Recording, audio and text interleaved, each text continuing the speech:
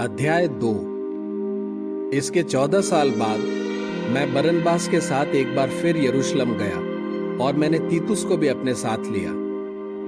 मैं वहां इसलिए गया क्योंकि मुझ पर प्रकट किया गया था कि मुझे वहां जाना है। वहां मैंने बताया कि मैं गैर यहूदियों को क्या खुशखबरी सुनाता हूं। ये बात मैंने अकेले में सिर्फ उन भाइयों को बताई जिनका बहुत सम्मान किया जाता है। मैंने उन्हें इसलिए बताया ताकि ऐसा ना हो कि मैंने सेवा में अब तक जो दौड़ धूप की थी या कर रहा था वो बेकार साबित हो। मगर तीतुस को, जो मेरे साथ था, यूनानी होने पर भी खतना कराने के लिए मजबूर नहीं किया गया था। ये मुद्दा उन झूठे भाइयों की वजह से उठा था जो मंडली में चुपचाप घुस आए थे।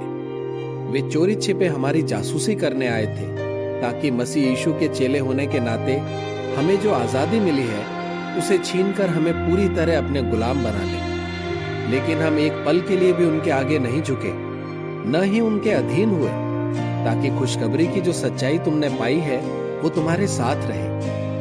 मगर वे भाई जिन्हें खास समझा जाता था, हाँ, बाकियों से बड़े समझे जाने वाले उन भाइयों ने मुझे ऐसा कुछ भी नहीं बताया जो मेरे लिए नया हो। उन्हें चाहे जो भी समझा जाता था उससे मुझे कोई फर्क नहीं पड़ता, क्योंकि परमेश्वर किसी की तरफदारी नहीं करता। इसके बजाय उन भाइयों ने देखा कि मुझे गैर यहूदियों को खुशखबरी सुनाने के लिए ठहराया गया है, ठीक जैसे यहूदियों को खुशखबरी सुनाने के लिए पतरस को ठहराया गया था। इसलिए कि जिसने पतरस को यहूदियों के लिए प्रेषित पद की जिम्मेदारी निभाने की ताकत दी, उसी ने मुझे गैर यहूदियों के लिए जिम्मेदारी निभाने की ताकत दी है।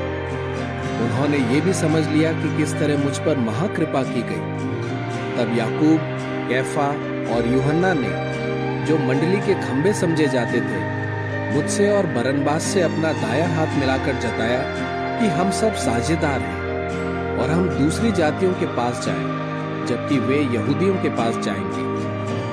हमसे ये भी कहा गया कि हम गरीब भाइयों को भी याद रखें। मैंने जी जान से ऐसा ही करने की कोशिश की है। लेकिन जब कैफा अंताकिया आया तो मैंने सबके सामने उसका विरोध किया, क्योंकि यह साफ था कि वो दोषी है। याकूब के भेजे गए कुछ लोगों के आने से पहले तक कैफा गैर यहूदियों के साथ खाया पिया करता था, मगर जब वे भाई आए तो उसने खतना किए गए लोगों के डर से गैर यहूदियों से किनारा कर लिया और उनसे दूर दूर रहने लगा। बाकी यहूदी भी उसकी देखा देखी यही ढोंग करने लगे, यहाँ तक कि बरनबास भी उनके जैसा ढोंग करने लगा।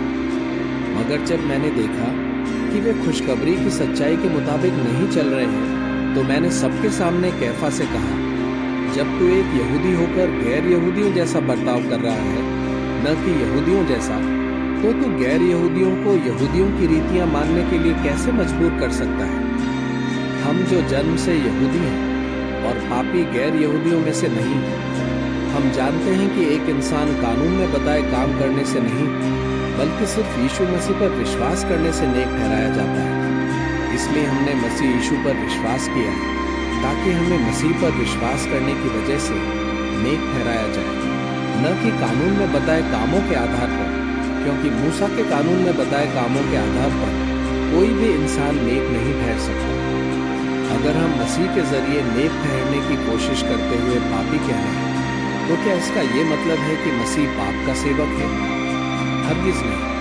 मैं जिसे एक बार ढा चुका हूं, अगर उसे दोबारा बनाने लगूं तो खुद को एक गुनहगार साबित करूंगा। कानून के हिसाब से मैं मर गया ताकि परमेश्वर के लिए जी सकूं। मैं मसीह के साथ काठ पर ठोक दिया गया हूं, इसलिए अब मैं खुद के लिए नहीं जी रहा, बल्कि ऐसी जिंदगी जी रहा हूं जो मसीह के साथ एकता में है। अब मैं इंसान के नाते जो जिंदगी जी रहा हूं वो सिर्फ उस विश्वास से जी रहा हूं जो मुझे परमेश्वर के बेटे पर है, जिसने मुझसे प्यार किया और खुद को मेरे लिए दे दिया। मैं परमेश्वर की महाकृपा को नहीं ठुकराता, इसलिए कि अगर कानून को मानने से एक इंसान नेक ठहरता तो असल में मसीह का मरना बेकार गया।